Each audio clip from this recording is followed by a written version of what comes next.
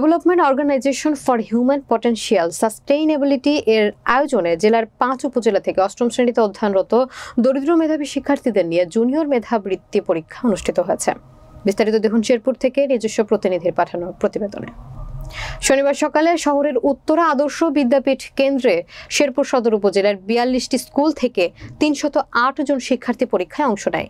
এ সময় শেরপুর সরকারি মহিলা কলেজের সাবেক অধ্যক্ষ অধ্যাপক আশিস চন্দ্র কর, শেরপুর প্রেস ক্লাবের কার্যকরী সভাপতি কবি এবং সাংবাদিক রফিক মজিদ, সাবেক ভারপ্রাপ্ত সভাপতি সিনিয়র সাংবাদিক GM বাবুল, উত্তরা আদর্শ বিদ্যাপীঠের প্রধান শিক্ষক মহসিন আলী আকন্দ, ডপস প্রতিষ্ঠাতা মোহাম্মদ শাহিন মিয়া, BSc ডপস সভাপতি অবসরপ্রাপ্ত সার্জেন্ট মোহাম্মদ শহীদুর রহমান সহ আরো অনেকে উপস্থিত ছিলেন। এর আগে জেলার 4 উপজেলায় এই মেধাবৃত্তি পরীক্ষা অনুষ্ঠিত হয়। ওই পরীক্ষায় শ্রীবর্দী উপজেলার 34টি স্কুল থেকে 260 জন, ঝিনাইগাতীর 23টি স্কুল থেকে 171 জন, নালিতাবাড়ির 26টি স্কুল থেকে 175 জন এবং নকলা উপজেলার 13টি স্কুল থেকে 105 জন শিক্ষার্থী পরীক্ষায় অংশ নেয়।